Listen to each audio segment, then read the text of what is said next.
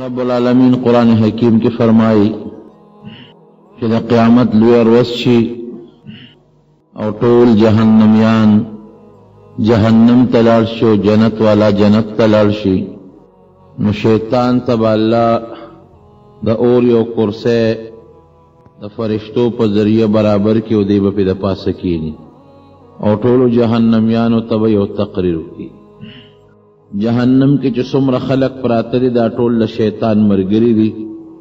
شیطان گمراهان کړي دي او واقعي چې دا شیطان د انسان ازلی دشمن دی. الله فرمایي ان الشیطان لکم عدو فاتخذوه عدوا. شیطان ستاسو دشمن دی، ګورې تاسو مو ته دشمن ووایه. تاسو سره ټول کار د دشمنۍ کوي، یو وخت کې تاسو نه معاف کوي. نو چې تاسو سره دشمنی کوي او ټول سازشونه او سکیمونه د دشمنۍ درته جوړوي، نو تاسو ورسره ولې دوستی کوئ؟ تاسو هم دشمن وګڼئ. حضرت آدم علیہ السلام چې کله رب العالمین پیدا کړ نو قرآن حکیم کې الله فرمائی وَإِذْ قُلْنَا لِلْمَلَائِكَةِ اسْجُدُوا لِآدَمَ فَسَجَدُوا إِلَّا إِبْلِيسَ. دا ابلیس هم فرشتو سره بره اوسېده. نو الله ذوالجلال د فرشتو دې ډلې ته دا فرمایل چې تاسو د آدم علیہ السلام طرف ته سجده وکئ. دې پکې ناستو دا الله حکم فرشتو تم شو د تم شو. څومره فرشتې چې وې ټولو سجده وکړه او د سجده ونه کړه. فرشتو چې سر اوچت کوي قتل نو دا بدبخت ناستو دغه سجده نه وکړي. نو هغې یو دویمه سجده د الله ذوالجلال د پاره د شکریې وکړه. شکر دی الله دا یوه سجده خو تا حکم وکړو مونږ وکړه او دا بله سجده م په دې شکریه کې کوو پروردګاره چې شیطان خبیث ونه کړه او تا مونږ له توفیق راکړه مونږ وکړه. نو شکر دی چې مونږ د هغه ملګري نه شو، ستا د حکم تابعداري م وکړه. دې وجې نه په هر رکعت کې انسان دوه سجدې م کوي. دنه الله تپوس کوي چې تا ولې سجده ونه کړله؟ ما درته حکم وکړه اذ امرتک. قرآن حکیم کې الله فرمایي ما درته حکم وکړه نو تا زما د حکم نافرمانی ولې وکړه؟ سجده دې ولې ونه کړه؟ نو دله پکار دو چې د عذر پیش کړی وي، بانې کړی وي، دروغ یې ویلې وي، بلکې توبه ایستې وي. د دروغو چل هم ورته د دروغو بانې هم کولی شوه. لکه بعضې خلک په دنیا کې د دروغو بانه کوي. اگر چې الله نه څوک په دروغ نشي خلاصېدی او نه د رب العالمین نه څوک په بانه خلاصېدي چې الله باندې د چا بانې پټې نه دي، الله تا شیخ ښکاره دی. یو شیطانی چال به چلولو او یا به ویلو چې الله بس معافي غواړم، غلطي رانه وشوه. نه، رب العالمین ته مخامخ وی خلقتنی من نار وخلقته من طین. الله زه خو دی آدم ته سجده لګول زما د شان مناسب نه دي. ما ته وګوره ده ته وګوره. خو ته خور نه پیدا کړ، خټې نه دې پیدا کو. په خوره خلک ګرځي قدمونه پیخلي او کمزورې شی دی. خوره لاندې زور کوي. مثلا خلک ګندګي پې غورځوي، مرداره پکې خخی، متیازې پې د پاسه کوي. نو دی خو تا د یو کمزوری سیز نه او بیکاره سیز نه جوړ کو او الله خلقتنی من نار اندرې د اور د شغلې نه جوړ کړی. څومره خشته رڼا کوي او بره زور کوي، سوځول کوي، هېڅوک پې طاقت نشي لرلی. انسان اخلې پخلې رڼا ګرمي د اور سره تعلق لري. بر اوچته شغله او لمبه وی. نو زه د اعلی او بهترین سیز نه جوړ یم او دې د یو خورې او د خټې د کمزوري سیز نه جوړ دی. ما غوندې لوی سړي لا دته سجده کول نه دي پکار. زه دته سجده نه کوم. ګوره د الله حکم یې ټکراو، د الله حکم مقابله وکړه. الله ښه پوهېده په دې خبره. د الله د حکم مقابله وکړه او د ده خبره هم سرسري ده. ګورې ځمکه اوچت شی دی، اور خو د دې ځمکې نه پیدا دی. چې ځمکه لرګي پیدا نه کي، ځمکه بکره پیدا نه کی، ځمکه ګوګل پیدا نه کی، اور د څه نه بلې؟ ځمکه چې نه اور لمبه په څه باندې کې پسې بلې؟ ځمکه چې خوراک پیدا نه کی په اور پخلی نه سکے. د سرسری نظر باندې خبره وکړه. د ځمکې خو ډېر لوی حقیقت دی.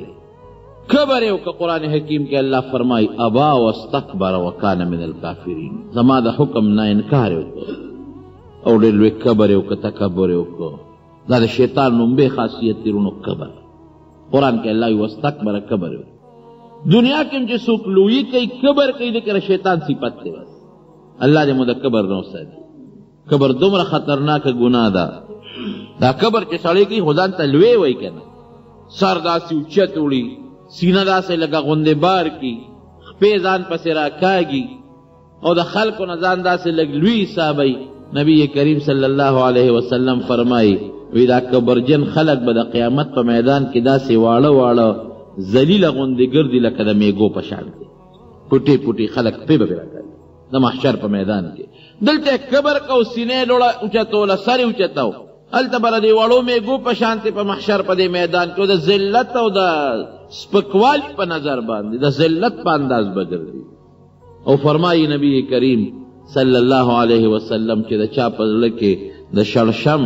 یا د اوري د دانې عمره کبري د جنت خوشبویي ور باندې حرامه ده حالانکه د جنت خوشبویي د 500 کالو په مزل محسوسیږي 500 کال چې څوک ترې لرې وي نو محسوسوي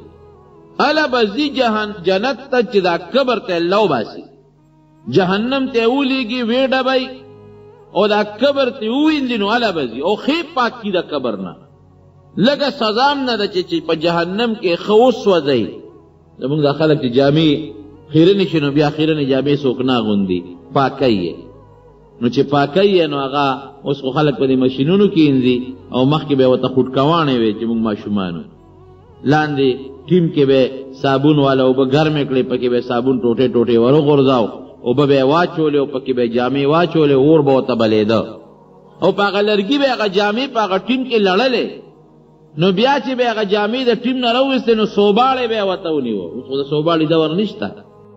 صوباړې به یې ورته ونیوه نو په هغې به هغه جامې ډبولې او زمونږ دا طالبان په خپو او په لاسونو یې ډبوي نو چې ښې وډبوي او ښې په خوټ کېدل اوبو کې جوش ورکړي او نچوڼې کړي د هغې نه پسې بیا اغوندي دقه رنګې دا ګناهګار خلک د دې نه به د اخرې او دا ګن د جهنم په دې کنده کې پر صوباړو باندې او په ډبولو باندې او په خوټکولو ختموي نو چې دې پاک شي نو هله به جنت ته ځي نو چې د اوري د دانې عمره کبر وي نو نه به ځي دا کبر به هم ته جهنم کې سوځئ چې د دې اوري د دانې او د شړشم د دانې برابر دا پوټې کبر دام ته وسوځي نو هله به جنت ته بیا ځي او دا ولې رونو په کبر ولې الله خفه کېږي ځکه دا د الله صفت دی نو چې زما یو شي و ته ما سره ما نه هغه غواړې ما نه په زور غواړې نو زه به سره خامخا جګړه کوم الکبریا و ردای حدیث قدسی د نبی علیہ السلام فرمایي چې الله وایي چې فرمایي چې لوی زما جامه ده او چې څوک زما په جامه کې ما سره جګړه کوي نو ذلیل کوم به یې ګورې پرېږدم به نه نه شیطان نو بې صفت کبر دی الله دې ته وساتي وی د شیطان یو ځل چا تپوس وکړ یو نصیحت خو راته وکړو چې د پښتو کې پښتون نیک سړی یا بزرګ سړی به دې تپوس کړی اسیم د عبرت خبره ده نو ده ورته په جواب کې وی چې داسې مه وایه چې زه یم زه لفظ به نه وی زه لکه مونږ وایو که نه زه داسې مه وایه چې زه یم دا خو کبر دی که داسې دې ووایي چې زه یم نو داسې به شې لکه چې زه یم ګورې که داسې دې ووایي چې زه یم نو داسې به شې لکه چې زه یم او دا چیلی چې ده وی دا چیلی مې کوي مې معنا هم ذکر مې کوي نو چې مې وکړي نو سار چې ګورې د قصاب په تخ باندې هغه سر لاندې او خپې پرې راپاسې کړه چې تېز دي کبر خطرناک شی لومبې د کبر او دویم څه چلی وکړو دا شیطان صفت بیا په هغې صبر نه شو غټ کبر کوي رب العالمین ورته بیا وایي چې پرېږدم دې نه ذلیله مې کړې زه رخصه خوار شې د دې اسمانونو نه کوزېږه ځه ما خبره دې ونه منله نو دې څه وایي ګور الله ته مخامخ شو ورنیغ شو وی د دې آدم د برکت نه خو تا زه ذلیله کړم خو زما دې ستا په ذات قسم یو الله ته قسمونه خورې دومره شیطان قاسم دی خو دومره رزیل الله ته مخامخ وی زما دې ستا په ذات قسم یې چې دا اولاد خو ما نه یو بم جنت ته نه د مخې نه او د شا نه او د ښي طرف نه او د ګس طرف نه او د بره نه د لاندې د هر طرف نه به په حملې کو که یو څو نیکان بندګان دې رانه بچي بچي خو باقي ټول به ځان سره د جهنم دې کندې ته بوځو. الله مو ته قسم خوري وي تم قسم خوري او زم په ذات قسم خورم چې که ته ډېر هم خراب او خطا کې نو چې ما ته سر ښکته که نو زه به هغه ستا هغه ټول چې ګناهونه دې پې څومره کړي دي هغه په اوبو به ورله ووځم. ته تم تکړه شه ما ته قسمونه خوري را ذلیله کړه را ویې شړه پابندي نه ولګولې چې ته به جنت کې نوسې خو بس په مخه کله که زه یم لکه د جومات نه وځه نو سړی خو بیا هم راځي. آدم علیه السلام جنت کې اوسېده د اوس دویم شیطانت ته یې ګوره وسوسه یې ورته ور واچولله. حضرت حوا رضی الله عنها باندې آدم علیه السلام پیغمبر دی په هغه خو یې وس نه رسي. حضرت حوا رضی الله عنها علیه السلام جنت دروازې له راغلې وه دې ورغلې وی الله خو جنت کې اوسئ تاسو هغه خو یې نه پېژنې. او بلکل الله فضل دی. څه نه یې منې کړی وی یو بوټي دی هغې نه یې منې کړي دي له به ګوتې نه ورته وایي دغه بوټي له ګوتې یوسې چل په دې بوټي کې دی ګورې که دا بوټي له ګوتې یو نړی او دا ونه خوړه نو دنیا ته هم کوزئ اسمانونو له لاندې یو ځای دی هلته هم کوزئ او که د دې بوټي نه هم خوراک وکړو د دې بوټي کې دا کمال دی چې همیشه و په جنت کې. ورته وایي نه نه داسې چېرته که مونږ خپل الله منې کړي یو دی ورته قسم خوري زما د قسم په خدای وي په دغه الله چې درته ګورې رښتیا وي قسم یې ورته بی بی حوا آدم علیه السلام ته قسم وخوړه وقاسمهما انی لکما لمن الناصحین. قرآن کې الله فرمایي دواړو ته قسم خوړی زما د قسم په الله نو هغې خو لومبې قسم دی لومبې قسم واورېدی دې نه مخکې خو قسم نه اورېدلی هو د الله په نوم قسم دا رښتیا وایي ښه دا کاکا رښتیا وایي ځکه هغې خو د دنیا دا قسمونه نه اورېدلي چې په دروغه دې ملا څوک قسم کړي د الله نوم دې ملا څوک په دروغه علي قسم ګورې په دروغه ډېره لویه ګناه ده. نبی علیه السلام فرمایي اکثر دا چې کم خلک تجارت پیشه خلک یو خپله سودا خرڅوي دي قسمونه ډېر کوي هلکه دا غنم ما په 100 روپۍ من اغشتې دي اغشتې به پاتې مثلا دا پټې ما په 1000 روپۍ اغشتې دي اغشتې به مثلا پاته سوی دا کپڑا او دا مثلا دا ساروی ما په دې اغشتې دی اغشتې به د هغې نه په کمی په دروغه به قسم خوري. نبی علیه السلام اوس فرمایي نو زرداره نه یم د نبی علیه السلام مبارک وینا ده وی ټیک ده چې قسم به ستا سودا خرڅه کړي او دا قسم به ستا سودا ګران هم خرڅه کړي خو د دې سودا د دې پیسو چې کم برکت دی هغه به دې ختم شي. د 100 روپو شی به په 1.5 خرڅ کړي ممکن ده که دغه 100 روپۍ ستا جیب له راغلې وی به د امانت وي هغې به ډېر لوی برکت و او دا 1.5 چې کور ته راځي یا به دې بچې را جوړوي یا به دې په ښځه څه چل شوي یا به ورته بل مصیبت جوړي هغه 50 څه کوي هغه 100 به نورې مو سره لاړې شي برکت به نه که نه سوړې به ورته الله جوړي په ډېرو سوړو به ختمې شي وا به لوځي. نو نبی علیه السلام فرمایي چې قسمونه به سودا خرڅه کړي ګرانه به یې خرڅه کړي خو د پیسې چې کم برکت دی به پکې ګورې قسم ډېره لویه ګناه او یمین غموس چې دا قسم چې دا مې په دې غشتې ده او نه دې غشتې دا ګناه کبیره ده. ګورې نبی علیه السلام مبارک دا غټ غټ ګناهونه شمېرلي وي پکې دا شمېره دا ګناه کبیره ده او دا دومره سخته ګناه ده لکه چې تا د جهنم په اور کې غوټه وای سخته ګناه. نو به هر کیف خبره مې دې پورې کوله چې قسم یې وخوړه د دویم صفت دی په دروغه. آدم علیه السلام او حضرت حوا علیه السلام هغې وی چې دا قسم دو خوړه نو په دروغه څوک د الله نوم نه اخلي. نو قرآن کې الله فرمایي فنسي ولم نجد له عزما چې دوی سین قسم وخوړ د آدم علیه السلام نه هغه د خدای حکم هیر شو بلکل چې د خو الله باندې کړی هیر لکه د الله نوم یې ورته واغېست هته هیر شو چې ته هیر شو نو بس فوراً یې بیا هغه بوټي له ګوتې یوړه او جبې له یې بوټی یوړه او د جنت جامې ته کوزې شوې ما تاسو نه وې منې کړی الم انهکما ان تلکما شجره دې ونې نه مې نه وې منې کړی ولې مو ګوتې یوړې الله دا که یو کاکا خو مونږ د ستا نوم واغېست که نه قسم نو ستا نوم نه مونږ سهار سره نه هیر شو فنسیه هیر شو الله ولم نجد له عزما څه پخته اراده نه و هیره شو خبره زه چا به هم د شیطان سره اهبیتو دې به هم کوزېږي تاسو به هم کوزېږئ زه دنیا ده د دې بوټي خاصیت ده چې دا هم نه وې خوړی نو جنت کې به چې دا مو خوړو دې سره خوله پیدا کېږي دې سره اودسماتې پیدا کېږي دې سره د پوزې دا شی پیدا کېږي دې سره لاړې پیدا کېږي د دې ټول انتظام جنت کې شته دی اوس به دنیا د خامخا د شیطان دویم صفت قسم شو په دروغه قسم دروغ یې ورته وي دروغ او دروغ هم ډېره لویه ګناه ده. بیا چې دې سنګ هغې د جنت نه را رخصت کړل خپل چالې وچلو نو علما لیکي مولانا عبدالحی صاحب رحمت الله علیه لیکي نفع المفتی والسائل کې وی دې په دریاب راغې راکوي دا غټ دریاب دریاب کې دا کبانو تاوېدل لا تاوېدل نو کبله ورغی یو غټ کبله وی غم خو درته جوړ شو که څه چل دی وی چې الله آدم پیدا کړ د هغې آدم به دې ځمکې ته یې راکوز کړه د هغه به بچي پیدا کېږي ستاسو ښکار به کوي خوري به هغه کب په منډه نورو ملګرو تالو وی په دغه مصیبت وړېدو آدم خدای پیدا که دنیا ته به راځي او مونږ به خوري او مونږ به ښکار کوي د مولانا عبدالحی صاحب په دغه نفع المفتی والسائل کتاب کې لیکلي دي رساله ده وی الله د کب نه ژبه ختمه کړه چې لومبې شیطانت خو هغه وکړه دویم ورپسې تا وکړه چې ملګري لري په منډه سوال جواب یوړو مرګ خو به راځي نو یا په ښکار او یا په بل څیز یا په بل څیز نو بل صفت یې شیطانت شو شیطانت ډېره لویه ګناه ده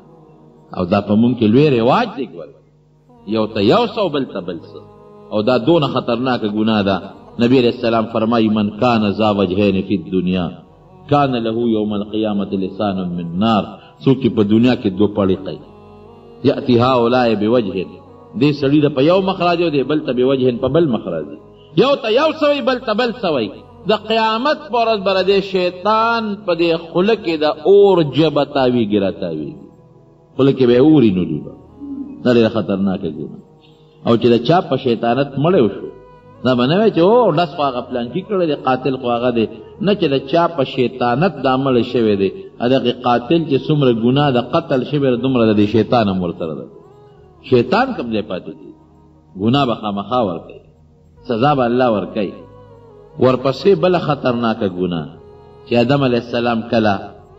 په دنیا کې ژوند تېر کړ نو قابیل او حابیل بچي پیدا شو قابیل یې ولمسه په مخ د ځمکه او دې نه خطرناکه ګناه بله نشته ویې لمسه ورور یې پرې مړ کړ لومبې قتل چې قابیل وکړ او خپل ورور یې مړ کړ حابیل دا هم د دې شیطان په چال باندې د ابلیس په چال باندې ګوره د زندګي او د ژوند ټوله د ګناه ده منصوبې دا ده او الله ته یو درخواست وکړی که نه وي الله خو دې ذلیله خو دې کړمه خو یو سوال دنه کوم دا خو مې قبول کړ امام غزالی رحمت الله علیه لیکلی دي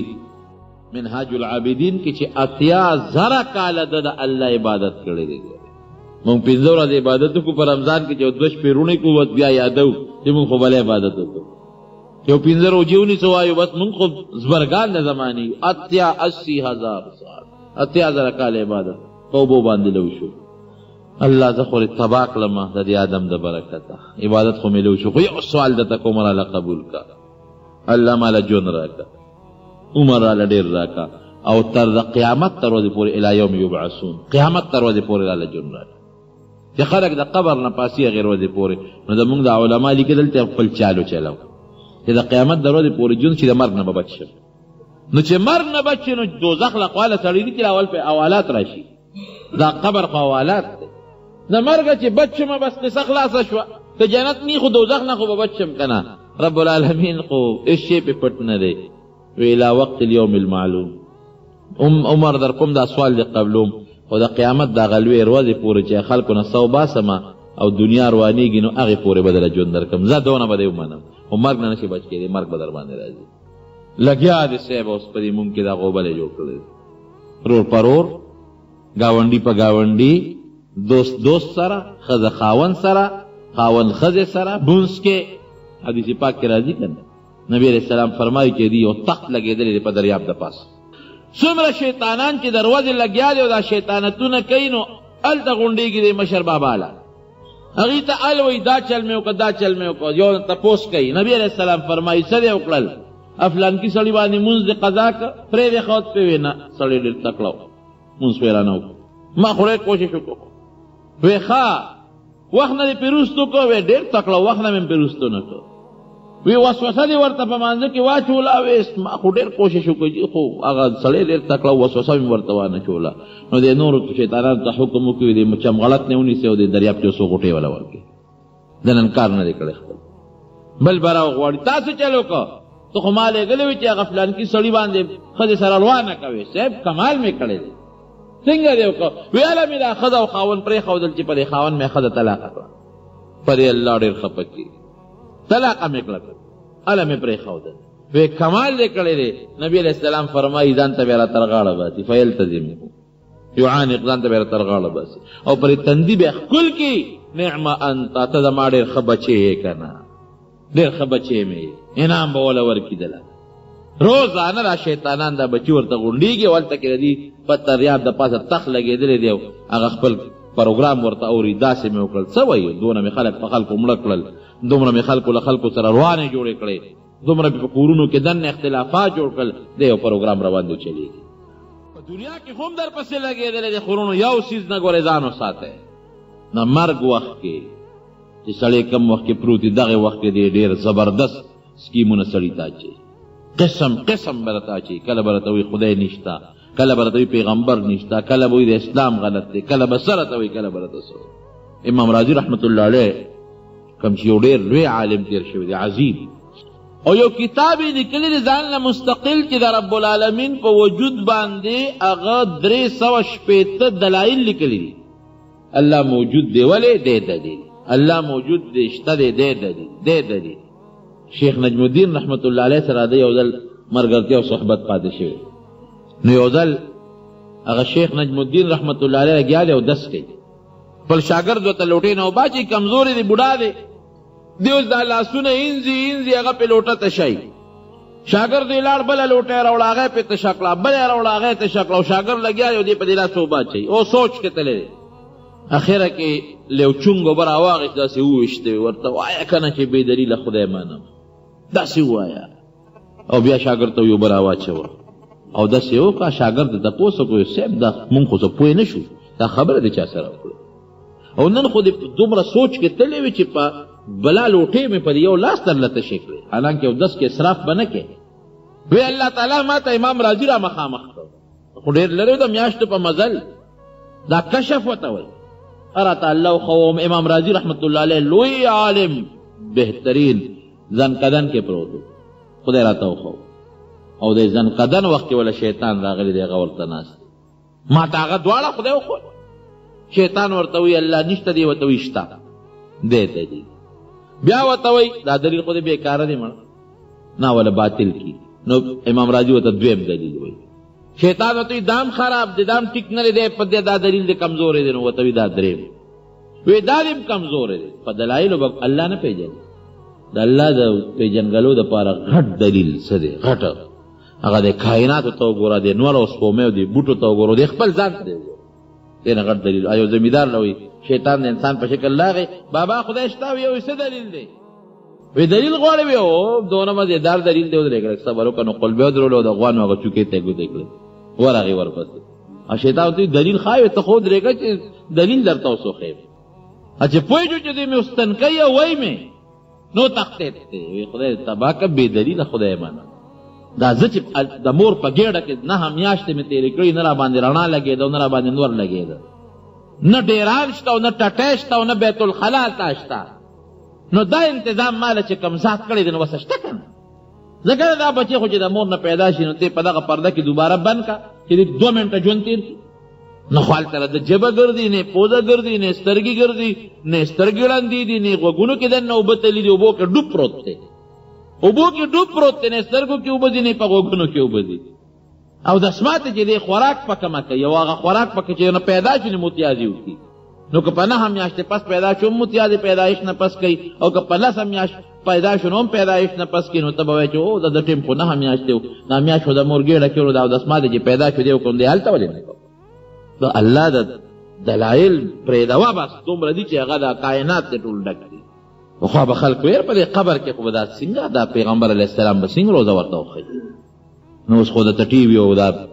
دا موبایل ټلیفونونه ورسره ته خدای پاک وښول او کمپیوټر یې خو دې ودرېږي. دا سکندونو کې به څنګه دا خبرې هلته رسېږي؟ اوس هغه هر څه درته معلوم شو. دا راته الله ښیي. ګورې دا د الله دا ساینس هم رب العالمین انسان ته په دې ذهن کې دا طاقت او دا عقل واچوي نو هدف کېږي. هر ساینس کې ایجادات نشي کول، انسان یې کوي. انسان ته د عقل الله ورکړی. بهر کیف وی چې دی ورته دا دلیل دی بېکاره، پېښه دا بل وی دا هم ټیک نه دی، پېښه دا بل دلیل وی دا هم ټیک نه دی. وی 360 دلایل یې ولا ټول برباد کړل. وی زه ورته نیغ ګورم چې خدایه اوس به امام راضي تکړه شي. وی مې چې بس کله آخري دلیل دی که دی مولا تباه کړ نو دا امام راضي خو به بېایمانه د دنیا نه لاړ شي. یو چونګ اوبه مې راواغېستې ورو مې ویشتې وی رب العالمین زما هغه چونګ د هغه سینې ته ور ورسولو. او ته مې ویل چې نیکبخته ورته وایه چې بې دلیله الله منم. وی بے دلیل اللہ مانم دلائل دی پریدا نو شیطان تے پنجے وستلیو سی ورکړه دې دغه وخت کې هم درته ګورې راځي ځان قدن وخت کې برته کینی کله برته یو عقیده را مخکې کوي کله برته بل عقیده مخکې کوي کله بل عقیده یاد وساته پر رب العالمین خپل اعتقاد او خپل یقین ګورې محکم وساته مکمل دا خپل یقین وساته چې خالق د کائنات او مالک رازق بیماری پیدا کون کے لرکون کے جن مرگ بچی ورکول دا ټول ګورې بغیر د الله نه بل څوک نشي کول دا عقیده مضبوطه کوي دا به شیطان له وخت کې راضي به ته وي دا یو کار خو پکې الله هم کوي دا بل خور سره پلان کېم کوي دا یو کار خو دیم کوي دا بل خو پلان کېم کوي تزلزل عقیده به یو جړقی تبا برباد بدی کېږي مالک د خیر او د شر د فائدې او د ضرر څوک تیرونو یو الله دی دا ذهن کې واچوي دا عقیده په الله ساته چې رازق زما الله دی بل څوک نه دی او قسم قسم چالونه جوړای په دنیا کې بدر کې راغې ودرې د انسان په شکل کې راځي ابو جهل ته وایي چې د یو لوی قوم د مشر په شکل راغی وایي زما قوم را روان دی او 2000 لښکر دی ورسره 2000 د یو لوی ملک د یو قوم د مشر په شکل راغلی او تکړه شه ابو جهل هم خپلو ملګرو له خوشخبري ورکړه چې دا سړی راغلی دا بابا د پلان کې قوم مشر د قوم د 2000 سره روانې تکړه شوی هلته کې جبریل علیه السلام نازل شو بدر کې نو ته خو پېژنده چې دا جبریل علیه السلام دی هغه نازل شو قرآن حکیم کې الله فرمایي ابو جهل نه لاس وایسته ده ته یې لاس نیولی او دواړه روانو دغه لاسونه یې ټال ورکوه په میدان کې جنګ کې ګرځېدل خو چې ویلې ده چې جبریل علیه السلام خو راغلی دی او 1000 کسان فرشتو سره راغلی شي او نه کامیابېدی شي لاس یې غلې غوندې راښکو شیطان وتښتېد دومره خبیث دی کله به د ماسخوتن خوب په وخت درولي نو د ماسخوتن مونځ به در باندې پاتې کي طالع به وایه خو مونځ پاتې شو ځکه پېشمني به پاسو پېشمني به وکړو که نه پېشمني به څوک پاتېدی کله به درته ټي وي خوب کي هغې ته به ناست نو 2 بجې به وده شي 11 به وده شي زه پاپه شو مانځلی نو ته بیا مانځله کوم ځای پاسې 10 بجې وپاسې مونځ د سهار هم نه ده کله به دنیا د دکانداري کې پټي کې به لګې خپل کاروبار به کې ماسپښین وخت به راشي زه ودرېږه یاره دا کار دا ګوټ خلاصومه دا یو دوکچره کې دا برابر کړمه نو بیا به کوم ورېږه دې سړي دا سودا ورکوم نو د هغې نه پس به کوم نو د مانځه وخت به شي زه مازدیګر سره به یې قضا وکړو تا ته پته لګي چې د قضا خو دې وکړه خو ګناه ترې څونه وګټله مازدیګر بیا یاره دا کار به خلاص کړو د ماښام سره به یې قضا وکړو ماښام بیا د ماسخوتن به ټول منځونه قضا وکړو ماسخوتن خو بیا ټي وي مردار کور کې پروت دی هغې ته به څوک کښېني زه منځونه لاړل برباد شو او د دې یو چال دی ګورئ دې په سړي ګناه کوي د دې ګناه یو وجیبه سر دی د ګناه داسې مثال دی لکه لښتې چې پاکی نه ګن پکې نښلي اخره کې هغه ګن هغه لښتي پورې دومره کلک شي چې بیا په چوکا او په سیخ باندې ته ګن نوځي دقه رنګې د ګناه مثال هم دی یو ګناه در باندې کوي پړه دې تور داغ راځي بیا ګناه کوي بیا تور داغ راځي بیا ګناه راځي بیا تور داغ راځي نو دا داغ لرکول اسان دي که الله دې یاد که مرګ دې را یاد که ځان ته ذکر دې وکړه نو دا داغ به لاړ شي سیقل به شي او که را داغ لا نه نو کلا بل رانا علی قلوبهم ما یکانو یکسبون لو تک تور شي بس بیا د شیطان اجت نشته دی به بیا خپل ځای کې نور کار به کوي چې زړه تور شو د انسان بیا نیکۍ تړه نه کېږي روح بیا دی ګناه کوي نو دې مختلف چالونه او حربې استعمالوي یو سړی چې تا د دیوال سوري ته ناست ودو غرمه ده ټکنه غرمه ده او دې ورته ودرې ناګانه دا شیطان راغی پیسو هلکه پاسه مړوي د خوب ورې سوار شوي خوب نه دیوال دغې را پروزي ظالمه که دا دیوال د باندې را پرېوت مرې وی ښه ویده نه ګورې دی ویښتی غریب لاړه خواته چې لاړ دیوال را پرېوت زر دی راغی خو دا شیطان خو د انسان په شکل دی د بوډا بابا پښتو ورته پرېوت یاره خدای دې خوشحاله کړه تا خو ما سره ډېر لوی احسان وکړ که دې پاسولې نو منو اوس به دا دیوال را باندې را پروت و په دې خوب کې به یې وجلې وم ډېر ښه دې را سره وکړل ته څوک یې یاره تا خو ما سره ډېر ښه وکړل شیطان یم او شیطان ته ګور او خیر ښېګړې ته ګور ته شیطان نه ته خو چې ته د خدای نیک بندې څوک ولی څوک زبرګ انسان یې ما سره څونه وی شیطان یم که نه خدای والي وی نه شیطان څوک د مرګه بچ کوي وی ظالمه شهید کېدې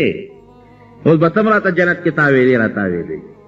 شهید کېدې که دیوال د باندې را پرېوتی مې ودرېږه چې شهادت دا مرتبه خو د نصیب نه شي که نه دې نه مې وویستې ګوره قسم قسم چالونه ولا ور دي په مختلفو طریقو دله را تاویږي او چې کله مري بیا قیامت نه مخکې دا بچی پیدا کیږي. ما د مولانا شمس الحق افغاني رحمت الله علیه نه اورېدلی یو ځل بیا مې کتاب کې مولیدل، خو هغې نه مې اورېدلي مې دا شیطان هګۍ اچوي ځان سره یې ترخ کې ګرځئ، او چې کله هغې کې هغه بچی برابر شي نو ویې غورځوي نو بچی ترې وځي. او په زرګونو بچي راوړي یو شیطان، په زرګونو. نو دا بچی خو یې دغسې سمري او څه دغه کېږي چې کوم وخت کې د قیامت دا وخت را نږدې شي او الله تعالی دا نظام درهم برهم کوي نو د پسې به اسرائیل علیه السلام ورشي د نه هم سو باسي لکه بچونه چې سو باسي لکه غوندې مهلت به وله ورکړي د الله هر شي کې حکمت دې به ترې منډې وایي نو په بچ کېدو خو نه شي، خو هغه منډه ته وایي خو لا ټیم یو منټ نیم پاتې او سجدې به لګوي، سجدې به لګوي یا الله توبه وباسم توبه وباسم. یو ځای کې به دې سجده ولګوي نو اسرائیل علیه السلام به کلکه راونیسي. خو هر شي پوه شوې چې کوم ځای یې سجده ولګوله؟ وایي نه دا کوم ځای دی؟ وایي د آدم علیه السلام قبر دی مخکې. او توبه توبه توبه هغه سجدې نه به توبې وباسي. او دغسې یو روایت کې راځي چې قیامت کې به دې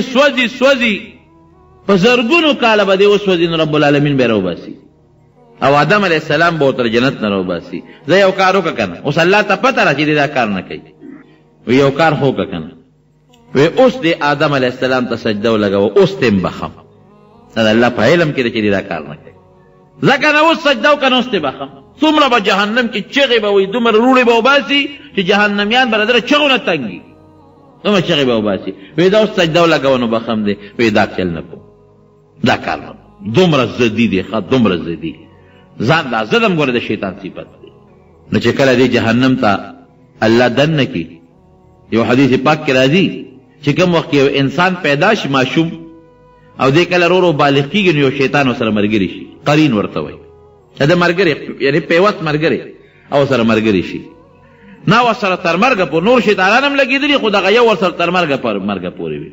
نو د قیامت پر ورځ چې دا کافر سړی الله جهنم ته غورځوي یا دا بدبخته ګناهګار چې الله جهنم ته غورځوي نو چې هغه کومې د جون ملګری شیطان نو اب ورسره په یو پړي وتړي، په یو دغه به وتړي، څه ورته وایي دا اتکلی باندې زنځیر به وتړي او دواړه به جهنم ته وغورځوي. مولوي صاحب د خدای پاک وبخي چې دا حدیث یې مونږ ته وی نه هغه وی هغه سزا د انسان هغه عذاب په خپل ځای، خو دا ډېر لوی شرم دی چې په یو زنځیر سړی د شیطان سره تړلی شي او جهنم ته غورځېږي.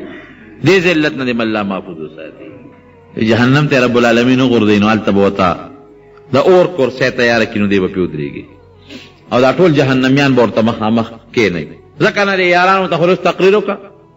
دا خو ستا د لاسه دې جهنم ته راغلي دي که نو دی به څه وایي؟ وقال الشیطان لما قضي الامر ان الله وعدكم وعد الحق ووعدتكم فاخلفتكم. یو وعده را سره الله کړی و یو سره ما کړی. الله خدا وعده کړی چې مرګ شته، جنت شته، دوزخ شته، عذاب شته، خوشحالي شته، دا څیزونه د الله وعده رښتونې وه بالکل چې څه ویلو بالکل رښتیا وه. یو د سره ما وعده کړی و چاته به مې وي خدای نشته، چاته به مې وي دوه دي، چاته به مې وي مرګ نشته، چاته به مې وي جنت نشته، چاته به مې وي دوزخ نشته. فاخلفتکم ګورې ما ټولې وعدې در سره خرابې وکړلې، ټولې غلطې ثابتې شوې. وما كان لي عليكم من سلطان الا ان دعوتکم. نو بیا د سترګو کې د جهنمیانو له لږې خاورې اچوي. وایي ما سره مټه خو نه وی راښکلې چې را باندې مې زناګانې کولې، ما سره مټه خو نه وی رانیولې چې بوت ته مې در باندې سجدې کولې. تاسو ذلیل یې ما خو صرف د زړه کې وسوسې اچولې، دا ګناه خو تاسو په خپله کوله. ما کم یو سړی د مټه نیولې دی په زور مې بوت ته کېنولې چې شابه سجدې ورته کوه، کم یو سړی مې په زور رانیولې دی ګناه ته به کېنولې چې شابه دا ګناه پې کوه. وما كان لي عليكم من سلطان الا ان دعوتكم فاستجبتم لي. زما خبره مو منله او چې هغه کوم الله تاسو خالق دی، رازق دی، مالک دی، دا هغه خبره هم نه منله. ما انا بمصرخکم وما انتم بمصرخیه. نه تاسو زما د چغو جواب کولی شئ او نه ستاسو د چغو جواب کولی شئ. وخې چغې تاسو هم چغې وباسئ او زه هم چغې وباسم. بدبختیانو چې کم ذات رزق درکو، کم کور درکو، کم عزت درکو، کم ژوند درکو، کم مال درکو، کم بچي درکول، کم نعمتونه درکول، دا هغه خبره هم نه منله او زما خبره هم منله. او ما کم یو د مټه نیولې دی او ګناه ته مې کېنولې دی. دا یو تقریر و چې دا زیات په خاورو په سترګو کې خاورې اچول. درونو دا زمون خطرناک دشمن دی. ان الشیطان لکم عدو فاتخذوه عدوا. قرآن حکیم کې الله فرمایي دا ستاسو دشمن دی او دشمن یې وګڼئ ګورئ او ستاسو نیکه د آدم علیه السلام او د نیا د حضرت حوا دشمن دی نو چې هر کله او د جنت نه د په وسوسه تاسو راوته نو د دې ظالم بدبخته د خپل دشمن وایي او اوس هم دشمن دی یو سړی چې هله پړق ورکړي نو نه یېرېږي وایي د زوال وم یو سړی چې هته کنځل وکړي نو نه یېرېږي وایي د ما ته پلانکي وخت کې د ما مور کنځلې وه د ما ښځه کنځلې وه نو دا بدبخته خو سړي باندې دا چې څومره ګناهونه او دا کنځل کېږي خو له ده په وجه کېږي دا څومره چې سړی جهنم ته او د الله په غضب او په قهر اخته کېږي خو له ده په وجه کېږي که نه نو باید مونږ ومنو چې کوم حکمونه ته الله او د الله رسول ویلي دي که ته هغه حکمونو پابندي نه کوې دا د شیطان تابعداري شوه چې د کوم څیز نه الله او د الله رسول منع کړی او ته ترې منع نه شوې او کار دې وکړو دا د شیطان تابعداري شوه پروردګار رب العالمین زموږ د شیطان د چالونو نو د هغه د وسوسو نه محفوظ وساتلي کړي دعا وکړئ د جمع چې الله پاک راله حفاظت راکړي یا الله شیطان د سکیمونو نه مو ساتي الله را د چالونو نه مو ساتي دوه دشمنان دي یو ته نفس اماره بسوء یا د انسان دننه د زړه دننه غل دی او یو دا شیطان دی ابلیس دا د بار غل دی چې د کور غل او د بار غل یو ځای چې والا کنډر کېږي که د کور غل نی د بار غل هم څه نشي کولی